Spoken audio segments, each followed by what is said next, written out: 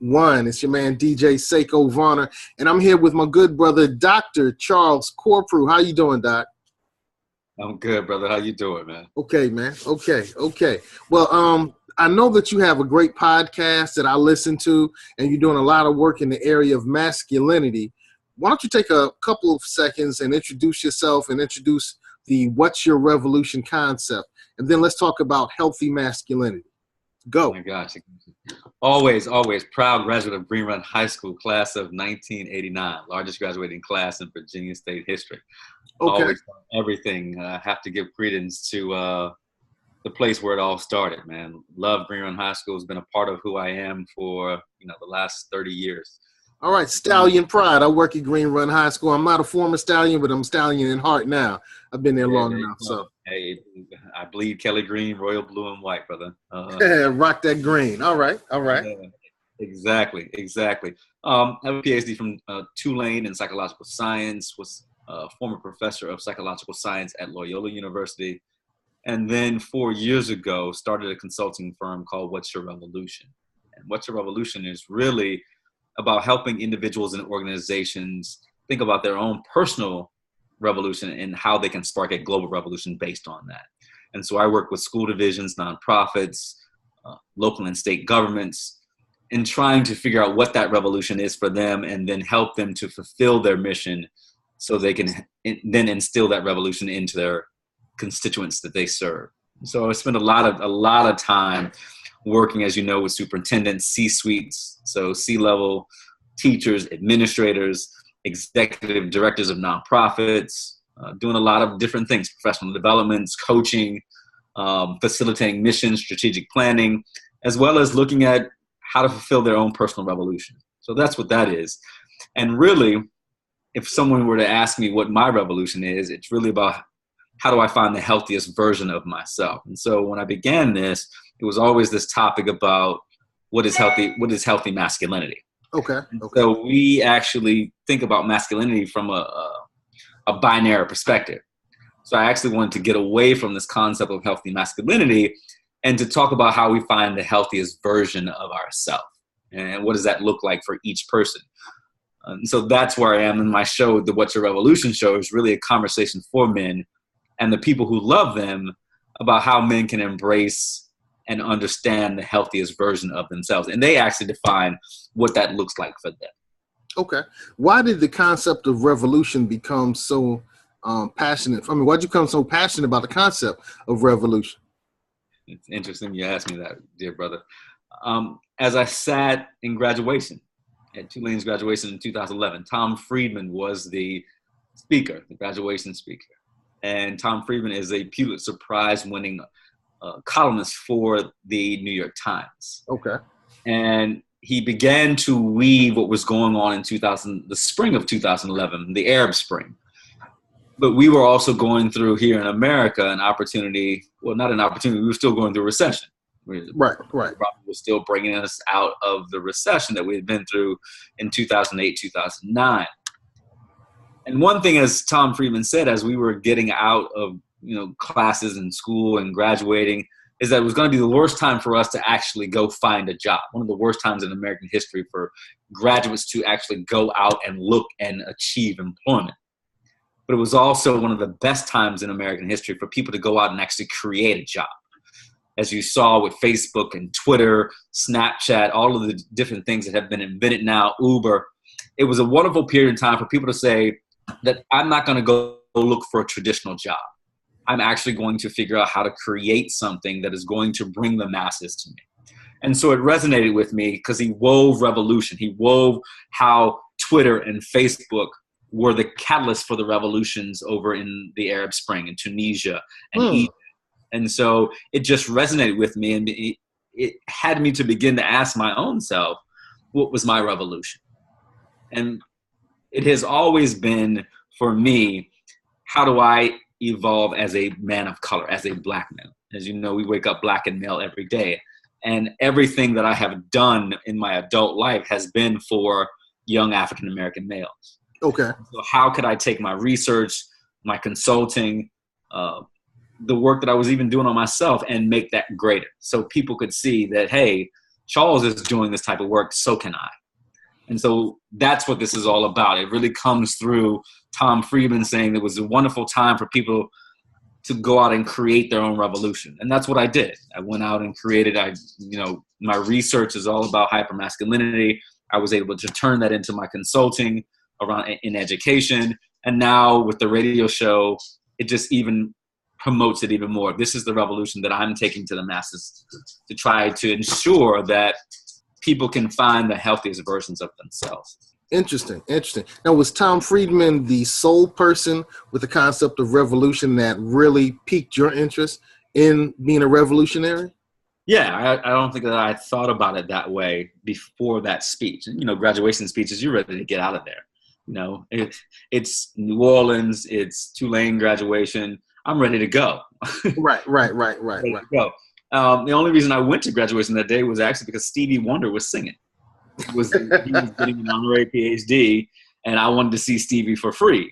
And right. So, but once Tom got up and really, his words resonated. Like, I have his speech up on my wall in my office, so I can see it. I carry it with, it's on my computer, so I can always go back to see exactly what he was saying when I lose sight of, what's going on. As he brought in Rosa Parks, you have these, and what he did was really historically talk about revolutionaries across American history. If we didn't have Rosa Parks, if we didn't have Martin Luther King, these revolutionary figures in our history that actually changed something. If we didn't have Mark Zuckerberg, where we would be, how we'd be using Facebook now to market our companies. How do we use Instagram to market our companies? Our everyday things. I mean, all of my hashtag is always, what's your revolution? That's how I market. That's a revolutionary tactic in itself, to be able to get people to see that. Boom, right there. What's he talking about? I love it. I've always been attracted to revolutionaries, and Tom Friedman is not one that I thought of or actually had been exposed to until we had earlier discussions. So I'm glad to add him to my revolutionary repertoire. Right. Revolution, the concept of revolution, got you to developing your own company. Your company helps people find the re-evolution, the revolution within themselves. Mm-hmm. How does that happen? So you sit down with the superintendent and he says, some of our schools have not met AYP. Some of our schools are not fully accredited. We need to re-evolve. We need to continue evolving. We need to have a revolution in our school. How do you help facilitate that? The first thing, Seko, is that we actually have to have a conversation about where they are, because this is social change, and this really is about social justice. Ooh, social change and social justice. Interesting. Social justice. Continue. Because you have to think about it in a manner that you have to be ready and willing to see that there are disparities happening under your watch. And for some leaders, that is not apparent or something that they're actually looking for. And so I'm fortunate, my first client was Virginia Beach Public Schools, and my first leader was Aaron Spence, Dr. Aaron Spence. Salute that. Yeah. He's a good brother. I love him. He is. But what we got to see in working together was that he had the foresight already to do the hard work. When I got to be able to work with the schools division, he had asked those questions already. But with working with leaders who have not asked those questions already, I've got to get them to see where their personal privilege, their personal bias, and how they vacillate between marginalization and privilege before they can even go ask the questions of the people, of their subordinates who have privy to that information.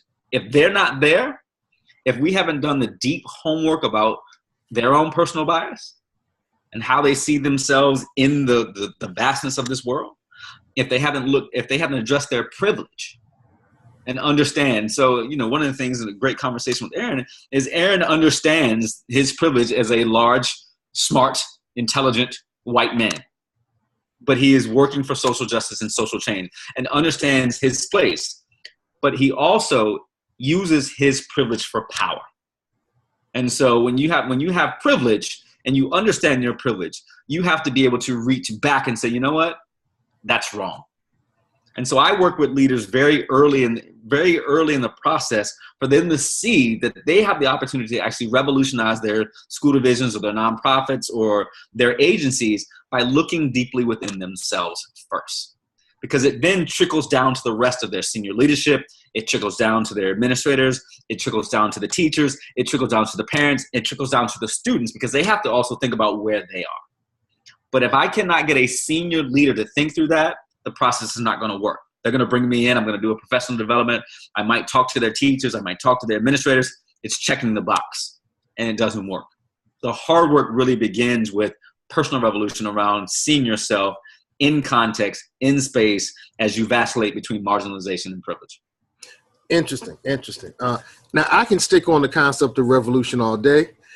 I know you can as well. But one of the things I also really love about you, brother, is this focus on healthy masculinity. Mm-hmm. And I know you've kind of moved away from that term a little bit, but tell me about your time, learning about, struggling with, and using the concept of healthy masculinity to help somebody's personal revolution. Well, I'll talk about me. So I'm at this phase where I am open and vulnerable about who I am in my walk. And so for me, trying to figure out what does the healthiest version of Charles Corprew look like is a struggle. It's a tremendous struggle. But it allows me to dig deep and ask the questions about who I want to be and what does that actually look like. Wow. Looking at my struggles when it comes to women and the relationships that I've had with women, and wanting to be the best partner that I can be. And what does that actually look like for me? Understanding my partner's needs, being able to tell my partner what my needs are, being strong, to be a leader, to be loving, to be intimate, to be caring, to be communicative, all those things, but to also be a role model. And so, I can't say I won't put you in. I grew up in the mindset of that player mindset, that it was cool to have a lot of women. It was cool to lie. It was cool to, play. Right. It was cool. You don't realize until you get older the swath of pain that you cause with that mentality. The pain not only you cause women, but the pain that you actually cause yourself. Right. Yeah. Right. And so, and thinking through that, why is that? And so for me, as I've gone through this process, it's really now the healthiest version of me wants to have intimacy. And what does that actually look like for me? And what does that actually look like for men? We don't talk about that. We don't talk about intimacy. It's not something that men regularly sit around. Hey, dog, I'm really looking for some intimacy. We just don't. Right. And for me, I want to get that out there. Is that it's okay for us to talk about that. It's okay to that I want to cuddle with my woman. I want to have conversation with her. After we've done our thing, because real intimacy is not the act, but it's about the act and what happens before and after. True. The interesting thing about there's a hormone that we secrete. It's called oxytocin. Have you ever heard of it? I study psychology, bro. Yeah. And the interesting thing about it, you would think that men would secrete more oxytocin at orgasm, like women do, right? Men don't. Men actually secrete more oxytocin during kissing and holding hands and things like that. And oxytocin is that bonding hormone. And so holding hands and kissing, cuddling, actually we secrete more oxytocin. And so it's really interesting when you talk about intimacy and bonding that as you get older, that's what you want. But if you haven't learned how to do that, if you haven't learned how to give yourself and be intimate with someone, you don't have that ability to bond. And for me right now, 46, single and no kids, the revolution is trying to find the healthiest version of me so I can be intimate with a partner to give myself so I can achieve those goals. Now, it's interesting to me that our oxytocin levels rise with age with men. So if you look at older men, they're around children, they're that grandfather figure, They're always, talking with everybody, and they're interactive more so, and they're less playeristic than they were earlier. Right. Women, it's the opposite. Right. It's interesting to see how women bond, and what they're looking for. You think about why men cheat and why women cheat and how they do. Right. Men cheat typically physically. Mm-hmm. And men typically can separate the physical act from the mental interest into the act. So, but women, for them to cheat, they have to be consciously, emotionally involved for the most part in that. If they're going to cheat, they're emotionally involved in the process. They're emotionally involved in that person. Men can separate and be like, I'm just going to hit it. Right. Yeah. And so it's really interesting to see that. I've often looked at it physiologically. The fact that a woman is allowing somebody to enter her is a much more intimate act than me entering and leaving. Right, exactly. Because I'm entering and leaving, but she was entered. So, that's it kind of harkens exactly what you're speaking of. And you think about it from an evolutionary perspective, and there's some controversy with evolutionary theory, but for women, they have a lot to lose. So the risk is greater for them, particularly if they are impregnated. And then because the resources come with the man, particularly, theoretically. And so what if the man takes his resources away and she's left with the child? Now she's got to figure out how to gain resources to raise the child. And so there's a discernment about who I'm going to let enter me. There's less discernment for men. And so that's why you see, theoretically, from an evolutionary perspective, men will actually copulate with less attractive women when they know that they're going to actually pull their resources once the act is over. Interesting. Interesting. Okay. I do think that most of us here in America have been raised where the player, the one who had a lot of women, was looked at as the ultimate example of masculinity. Right. And if it wasn't for older men talking to me when I started dating, I would have totally bought into that because it looked attractive to me. It looks very, and it's rewarding. It's very rewarding. It can be rewarding. It's almost addictive. I was forced to grab the idea that every person that I have a relationship with, particularly women that I date, needed to be a better person after our interaction than before. Wow, that's powerful. Yeah. Now, I'm 13 years old, and I'm just trying to get with these girls, and these old guys are beating me down with this rhetoric saying, you need to make sure that after you stop dealing with her, she's a better person. Right. She's not scarred. She's not hurt. She doesn't hate men. Right. And now that really prevented me in many ways from truly being playeristic. I had these guys telling me, look, if you want to have sex with a bunch of women, don't lie to them. If you don't lie to them, you'll still have sex with a lot of them. Now, maybe not all of them, but you'll have sex with a lot of them. Right. You have to be honest. You have to lay all the cards out on the table, because a person that wants to have an intimate time with you is going to want to have an intimate time with you unless something overrides it. Mm-hmm. So that's the kind of stuff I was kind of banged in the head with. And now I see the beauty of it. I hated it, when I started dating, because it prevented me from having the same times that my friends and my frat brothers like yourself were having. Right. Right. And that's a very revolutionary concept in itself that I never heard. I never heard that, that you should. I hated it. And I hated it. But you think about the comparisons of the man that you are and the man that I have been, and so I think more of our young men need to hear that. I think that I needed to hear that a long time ago, you know, that you should leave women better. If you're going to leave, she should be in a better place. And it's a very hard concept in theory, but you should be able to leave a woman, you know, and that she thinks better of herself because of the experience that she had with you, instead of saying, you know what, I don't trust men, he was a dog, all of these different things. And so that gets back to the concept now that we have opportunity as men to really think about how do we think of ourselves in this, and how do we treat the women that we interact with, you know.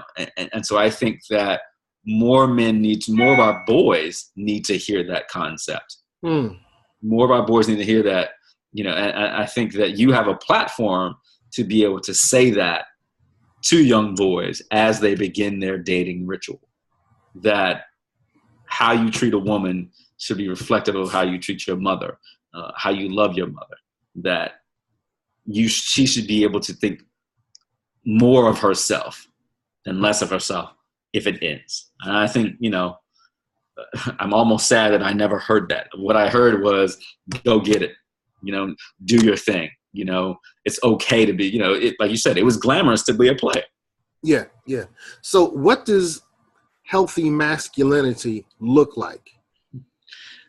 I'm still trying to answer that question, Seko. And I think that the best answer that I can give you right now is that each individual has to define what that looks like. But first, they have to understand what does unhealthy look like.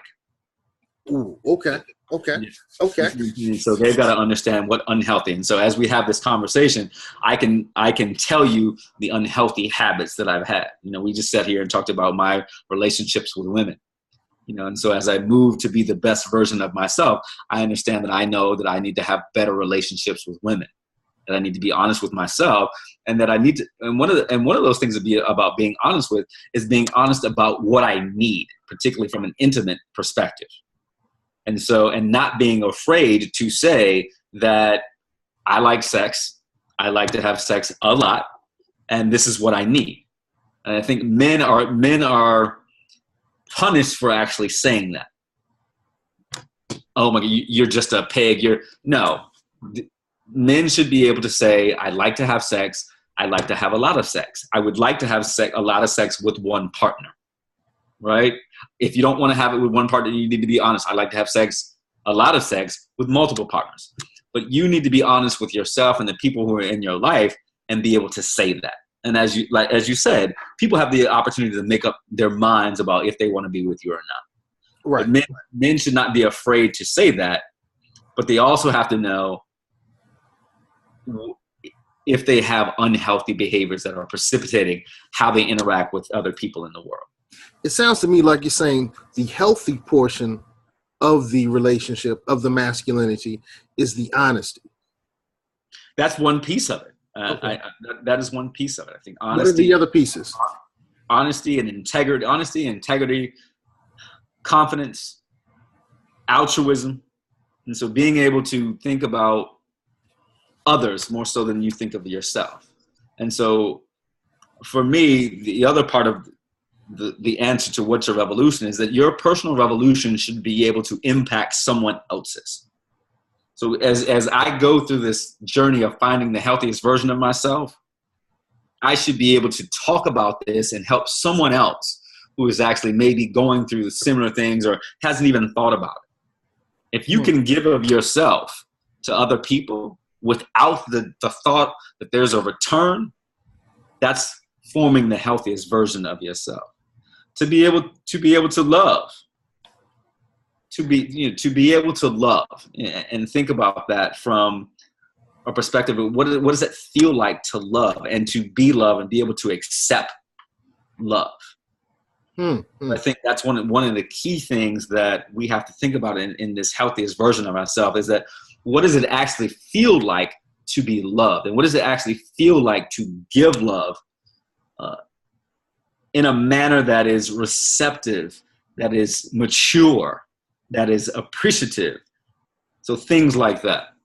And as I said, this is still an evolving process, Seko. So being able to answer this question, what does the healthiest version of ourselves look like? It is an individual thing. And I think it has to go back for you understanding that doing the analysis about what are my flaws? Where am I unhealthy? And it may be substance abuse. It may be you may have mental health issues that you're not addressing, like depression, rage, anger, anxiety, personality disorders, things like that actually need to be addressed so you can find the healthiest version of yourself. Interesting. It really sounds like the 444 album. And I see that on your website, you actually had 2 episodes where you talked about Jay-Z's 444 album, the female perspective and the analysis of it.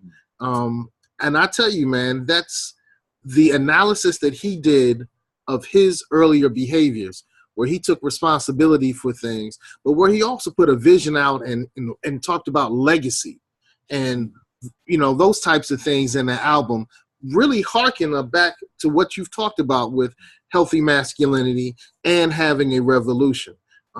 Tell me a little bit about why you would even talk about Jay-Z's album. You've just said it. You put it into perspective in a sense that after hearing what he was saying, particularly in 444, it takes a man, and I'm sorry that it takes some of us longer than others. Jay-Z's 47, 48, I'm 46. But this is an opportunity. This is his revolution. This is his opportunity to show his flaws, to show his vulnerability, that wretched V word that men want to run from, that to show his vulnerability. 444 is his love song to Beyonce. It's saying that I am flawed. I am a man. I love you. You are my existence. You are my queen. I have messed up. And so,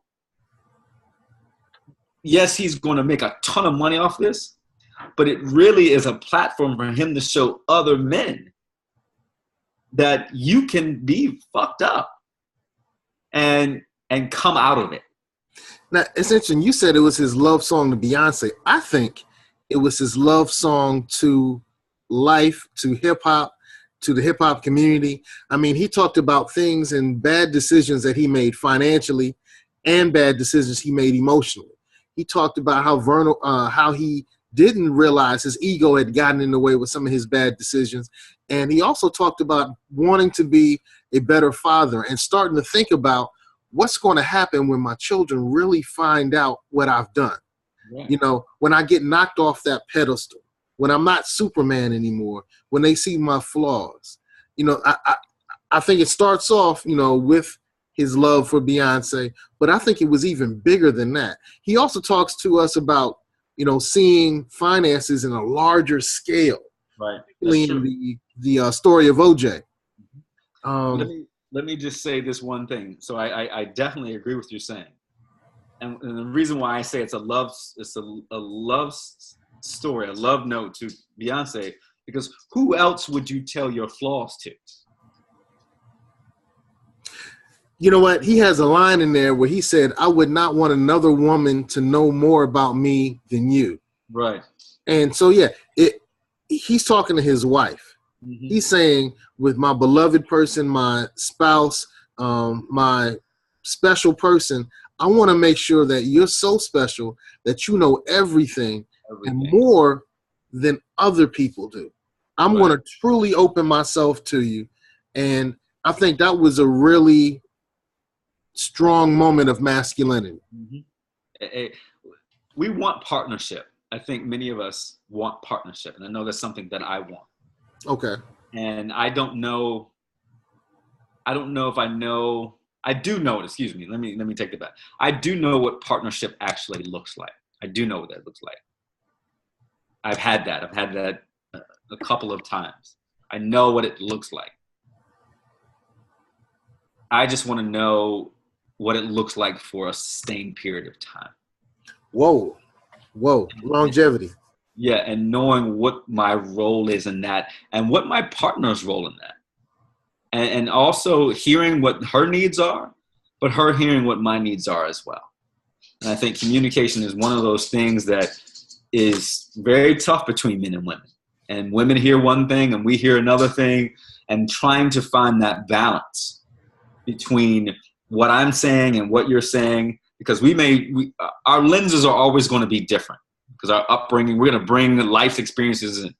But how do we tune those lenses in so that they mesh a little bit, so we can see the concept together based on our individual lens? I hear you. I understand, because that means I need to understand where your lens is coming from in the first place. Because if you don't understand, if I can't understand where my partner's lens is coming from, I'm never going to see her version of this. And she's never going to see mine. So it's key. I think it's very key. And I think that he tries to communicate that in Fo. Okay. I see that you had a conversation that dealt with mindfulness. And that's a conversation that I was having with Dr. Parrott, one of the people who works with Virginia Beach City Public Schools recently, and also with Todd Tarkinen. So tell me about mindfulness and how that relates to healthy masculinity. As you know, many of us carry a lot of rage. As I said, we wake up Black and male every day. We deal with racism and discrimination, prejudice, all stereotypes that characterizes us as thugs, oversexed, all of these different things. And so how do you make that walk during the day? You walk out with your armor on. And so for me, finding the healthiest version of myself is really the meditations that I do in the morning and my yoga practice. Yes, I said yoga. Okay. My yoga practice. And I've actually been doing yoga a lot this year. It's tough. Yoga is one of the toughest workouts that I have during my week. But as we make our walk during the day, to calm ourselves, we have to be able to get back to the breath. The breath is the calming. To be mindful of our space, to be mindful to live in the moment, to not think in the past or the future, but to be mindful, to be present in the space, to experience everything that is in that space, to think joyfully, to think powerfully, to think fearlessly. It's a pattern of how you train the mind. And it's not easy. Eckhart Tolle has a book, very good book. It's called The Power of Now. It's a very good book and really centers on how you relieve yourself of everything future and past and focus in on these moments as you and I are talking. What's happening? What's our surroundings? How is this conversation? Not thinking about what's going to happen at the end of this conversation, or not thinking about the kayaking that I did an hour ago. It's really being present in this space, the mindfulness of it. I know that I'm a stronger man when I meditate, that I can take on the daggers of the day when I meditate. I am more angry when I don't. And so being mindful is a part of, is a definite part of finding the healthiest version of myself. Wow. I've listened and I study a lot of very successful, proactive, risk-taking, accomplished people. And I would say 95% of them meditate. What form of meditation do you use? So I just sit on my couch for about 20 minutes, 12 to 20 minutes, and visualize. So I'll visualize my day. And so that's a practice that I've actually just incorporated. Met a beautiful young woman about a month and a half ago in a coffee shop, and she talked about visualization. And so I've been able to take that, just from that one conversation, about visualization. And so she talked about how she visualizes her day, how she visualizes success. If she's got a meeting that she's got to go to, she thinks about how she's going to visualize what she's going to say and how she's going to say it. And even sometimes the reactions that may come, she prepares herself. Right. And then it's really about, what do I want to bring into my day? So most oftentimes it's joy. I want to bring joy into my day. So I will inhale joy and I will exhale anger. So I want to release all of the anger that's in me, or I will inhale resilience and exhale insecurity. So it's always the exhale is getting what I need out of my body and inhaling what I need in my body. So that's my meditation, particularly. Doing that 12 to 20 minute period. Interesting. Yeah. A lot of the very highly successful people. And when I look back, a lot of the people that I've looked up to, when I really got a chance to talk with them, they were open about their strategies. Many of them did talk about meditation. I grew up in a home, my father was a minister. Right. And one of the things that he used to point to me, and I never picked it up until later on, is there were passages in the canonized Bible that talk about meditate on this. Mm-hmm. And then it talks about Yeshua or Jesus meditating, but they describe him. If you look through a lot of the descriptions of the Christ, there were times when he meditated. He's in a boat and he's asleep, but he's really meditating and he's still in control of everything. He goes up on hills and he meditates. He does things for 40 days and for long periods of time, and he's meditating. And then he comes back with revelation. He's able to come back with strategy. He's able to come back with a way to carol and to galvanize the troops, if you will. So it looks to me like meditation is a very important thing for strong leadership. And listen to everything that you said. Healthy masculinity has a very strong component of leadership. Mm-hmm. Yes. And that's one thing that I'm working on now, is building this leadership institute that is both that is equitable, diverse, and inclusive. And so as leaders, as men in leadership positions, again, going back all the way back to that conversation we had earlier about understanding how our presence is felt in space, understanding our bias, our privilege, our marginalization. And so being able to have and go through an institute with a diverse group of people who can unpack the unhealthiest parts of them and then create the healthiest version of themselves together in a diverse, equitable, and inclusive perspective, I think is going to change and revolutionize how men lead. And so I think, and particularly how we lead and how we understand. You think about what's going on in our country. And what are we seeing? We're seeing a fight for traditional masculinity and the push back against it, particularly traditional white male hegemonic masculinity. Oh, you hit me with a word, hegemonic. Hegemonic. So, hegemonic is just the traditional masculinity. Right. So as you see, white men feel like their masculinity is being circumcised. That's why they feel the need to take America back. Right, exactly. And so you see this, we want to make America great again. For them, white men have always been at the forefront of leadership. And what was in leadership back in the day was the ruling class, one of the biggest pieces to be a leader was you had to have what? Go ahead and say it. Land. You had to have land. Mm-hmm. And so land. And so you think about who owns most of the land, the money, and all of these. It's still that way. And so it's interesting. This push, you're seeing this push from Black and brown folks, that are reshaping what it looks like to be man, to be masculine. And so you're seeing this pushback, this violent pushback. And what happens is that when privilege is challenged, it actually feels like oppression. And so that's the interesting piece. And so right now they feel like their masculinity is they feel oppressed because, oh my God, you're pushing against our masculinity. This is what it's always been. It's always been this way. Right. I really feel like America pushing back. I feel like America is having a Custer moment. You heard of Custer's Last Stand, and that's when they really fight back the hardest. Okay, they got pushed to the corner. They lost a couple of battles, and now they say, hey, we really have to go forth and win this battle. And I think that's kind of what we're struggling with in terms of the culture of America. Because when the ruling class loses control of the culture, they slowly lose control of the land. So I totally agree with you on that. So it's a very interesting time. And what I want men to realize during this Leadership Institute is that we have the ability to come together and actually be stronger. And for some people, you have to couch it in arguments in the economy.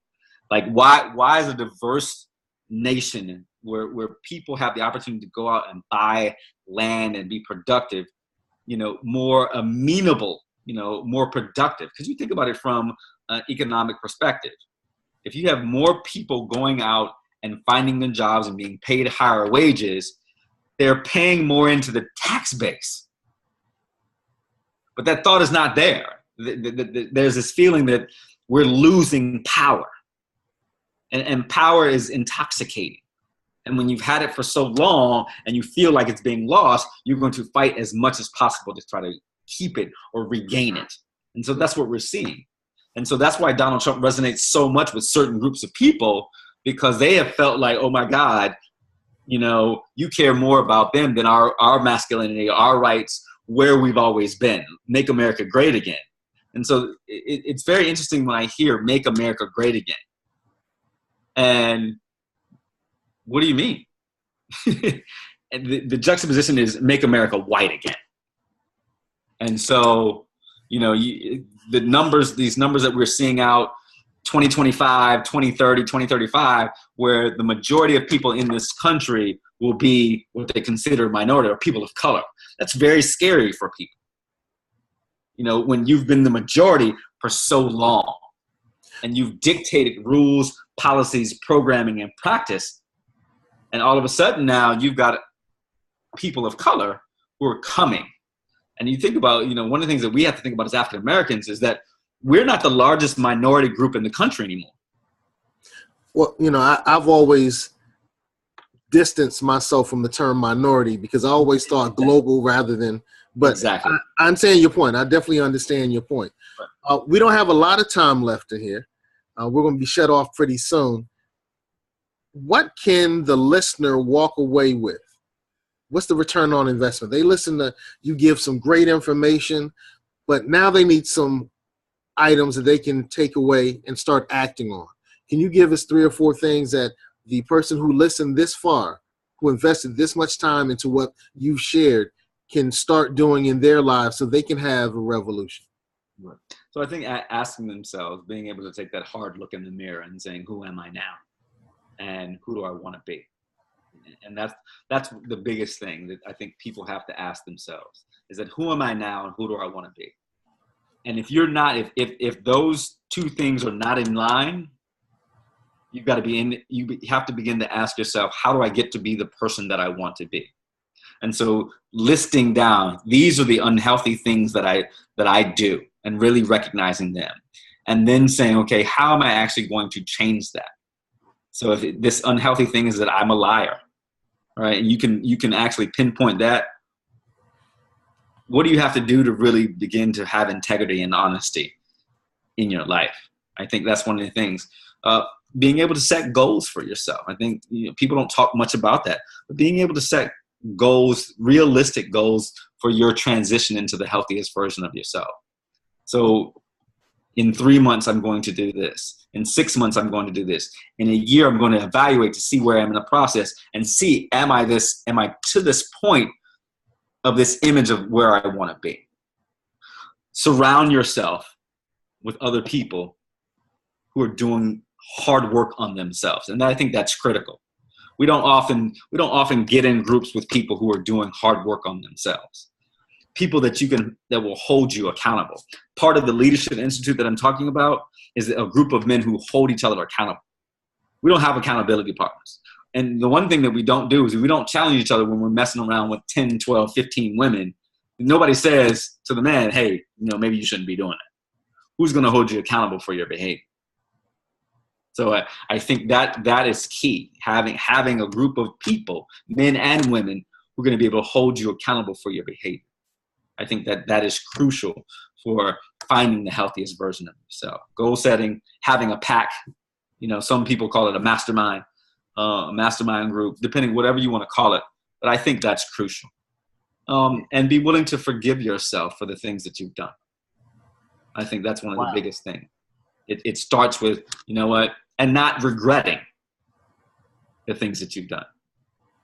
All you can do is move forward and be the best version of yourself. Wow. Well, you said a mouthful, Doc. Who I am now, who I want to be, how do I get there, and how can I surround myself with people who will hold me accountable? How will I then excuse myself from my former mistakes? And how do I continue moving forward? Right. I think And that's how you create a revolution. that's how you create your personal revolution. It is. You cannot hold yourself. You have to hold yourself accountable, but you have to be able to forgive yourself for the things that you've done, knowing that you can be a better version of yourself. Wow. Wow. Wow. Excellent. Powerful information. Tell us a little more about how people can get in contact with you. I know they can go to your SoundCloud page, and I've been showing that on our podcast. So people who watch the video version of the podcast will get a chance to see the SoundCloud page.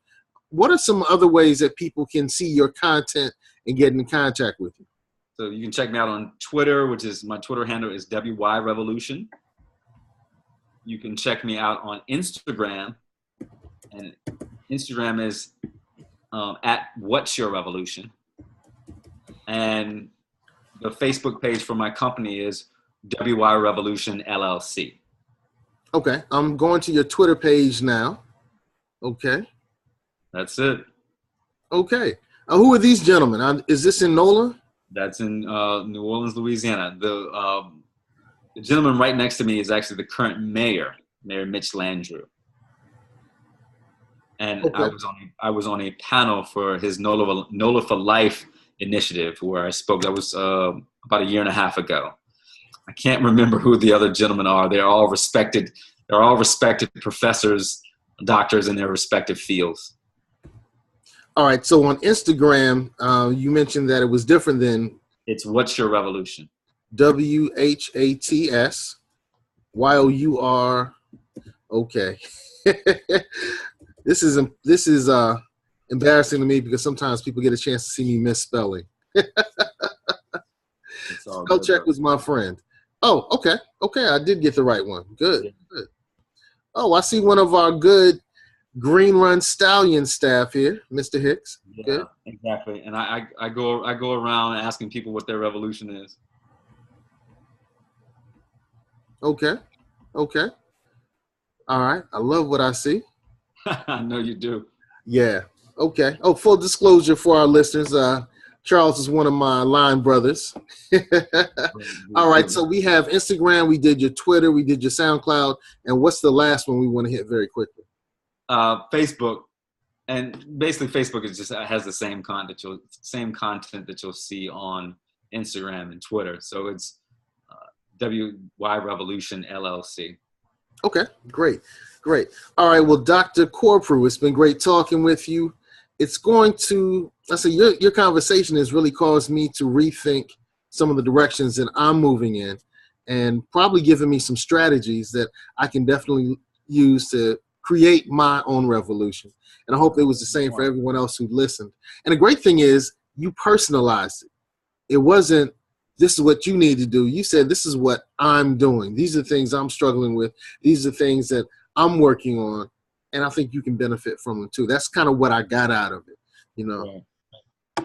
Personal revolution leads to global revolution, brother. That's what it's all about. Ooh, say that one more time. Personal revolution leads to global revolution. Powerful. All right, stay fly.